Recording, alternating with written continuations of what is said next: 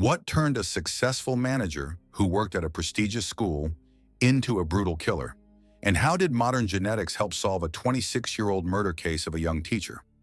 On January 14, 1995, in the quiet Texas town of Beaumont, a tragedy unfolded that shocked the entire region.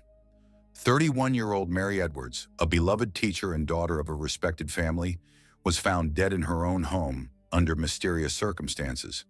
But the most surprising part came many years later, when the investigation turned to an unexpected source: the genealogical databases of family history enthusiasts.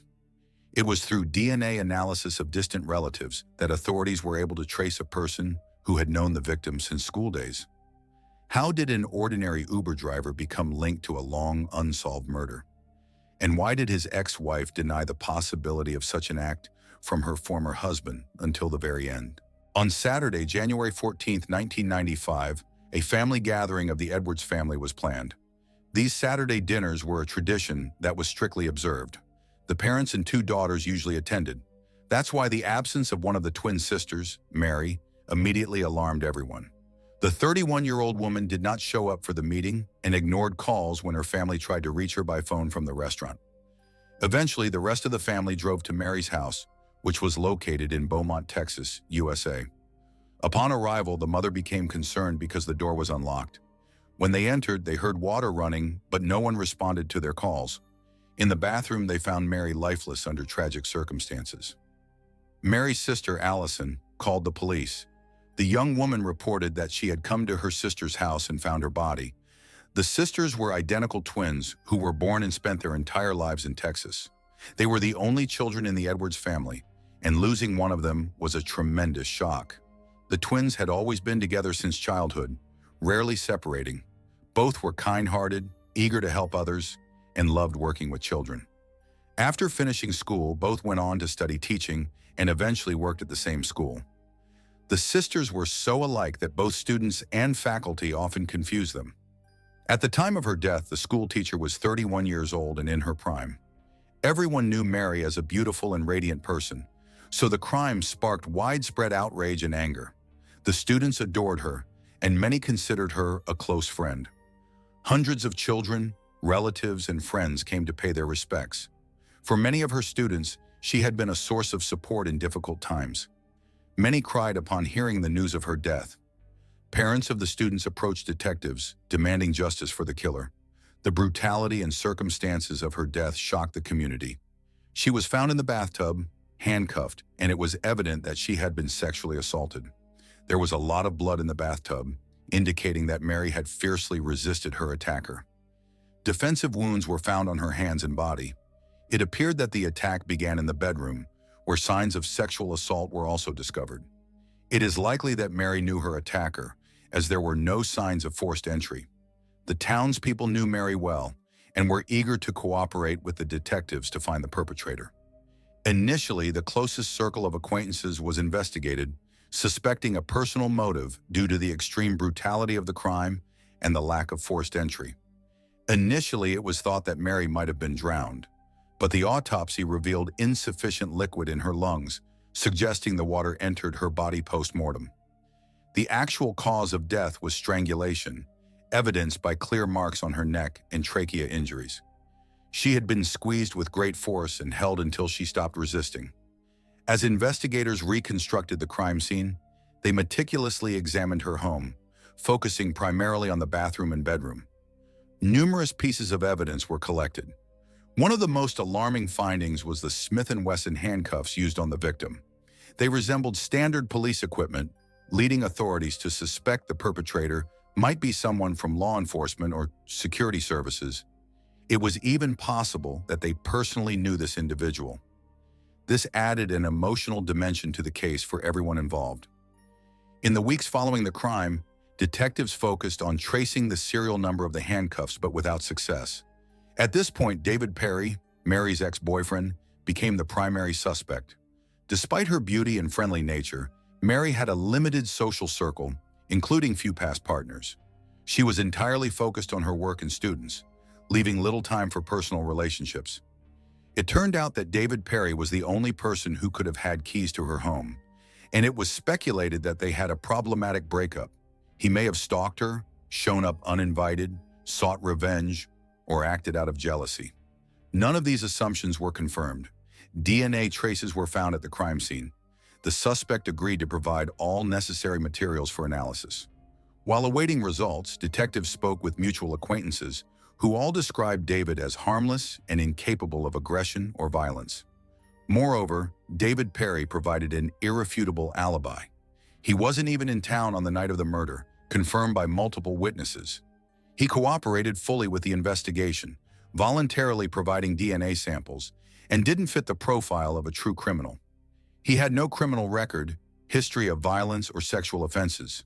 The DNA test results ruled him out as a suspect. Unfortunately, that was the end of the lead. Other people in the victim's immediate circle didn't match the perpetrator's profile and had solid alibis. Detectives had numerous materials for analysis, but the technology and expertise of the time couldn't yield further results. The unsuccessful search dragged on for years. Things changed only 23 years later, in 2018, with the advent of DNA analysis using genealogy. By matching samples against distant relatives of the suspected perpetrator, far more matches could be identified. Law enforcement accessed the database of the program GetMatch, which collected voluntary DNA samples from Americans to form an extensive registry used to solve long-standing unsolved crimes. When Detective Brandon Bass was approached with the suggestion to revisit an old unsolved case using this new method, he immediately thought of Mary Edwards. The case had haunted him for years. Finally, in April 2020, DNA samples collected from the teacher's murder scene were sent to a lab outside Houston. Multiple matches were found with potential relatives of the killer, initiating the construction of a genealogical tree. However, thousands of names required analysis. Detective Bass's wife joined the investigation. This painstaking process involved evaluating each name carefully to avoid wasted effort. Additionally, detectives revisited the victim's diaries, hoping to uncover an obsessed admirer driven by unrequited love.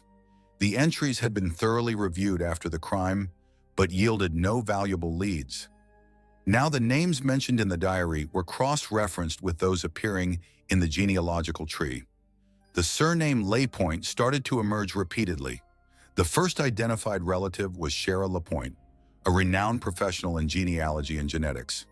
Having worked extensively in this field for decades, she had previously identified one of the women buried along Highway 45 in the Texas Fields of Death case.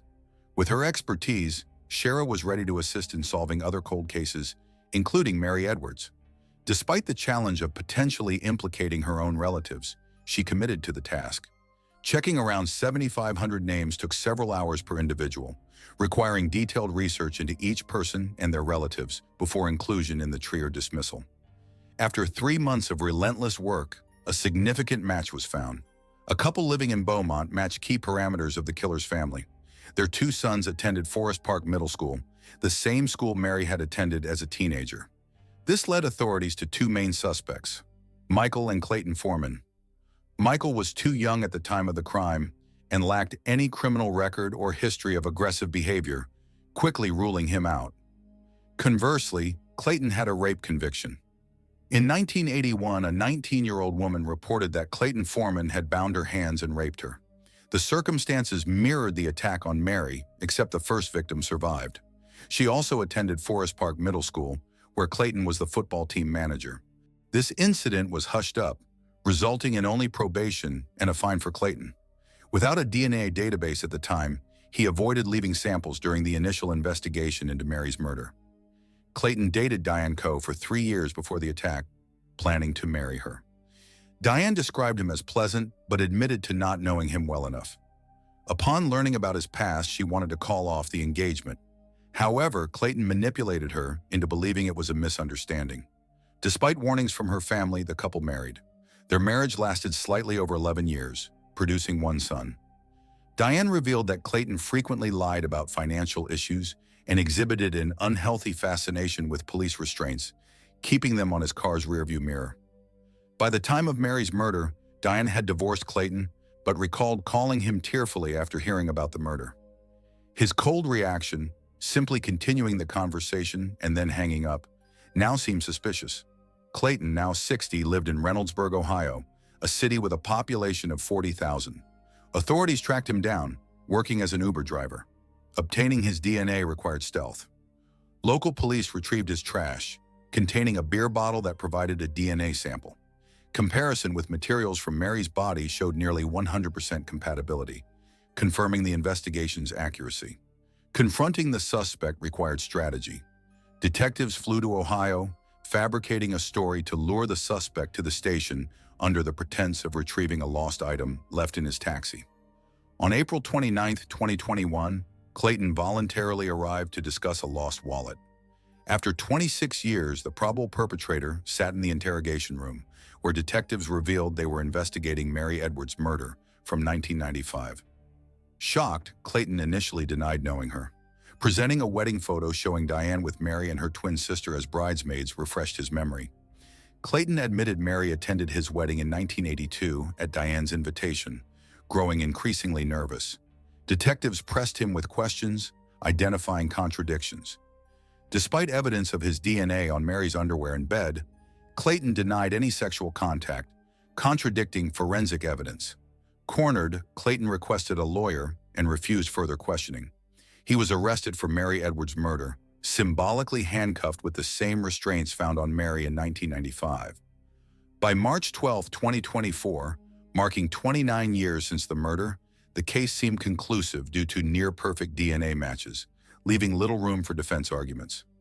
Clayton Foreman remained silent throughout the trial, refusing to testify. Cheryl LaPointe feared family backlash for assisting in Clayton's arrest, especially affecting Diane and their shared children. However, she felt obligated to uncover the truth regardless of consequences. During the trial, Mary's twin sister testified, vividly recalling how Clayton deprived her of her closest companion. Detailed testimony from genetic experts explained the reliability of familial DNA matching techniques to the jury. Various women affected by Clayton's actions also testified. A former colleague noted his peculiar attraction to police gear found in his desk drawer. His last wife recounted discovering pornography involving underage girls, which Clayton dismissed as mere fantasies. Another acquaintance described being attacked by Clayton in 1986, fearing retaliation if she reported him. The first victim of his 1981 assault detailed her harrowing experience, returning home late one evening when her car broke down.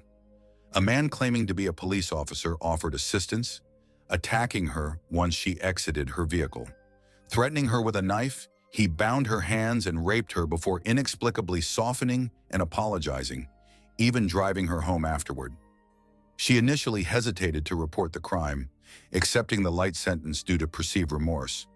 Now she regretted this decision, believing stricter punishment might have prevented Mary's murder. Another witness, a friend of Diane's, recounted being attacked by Clayton in 1986.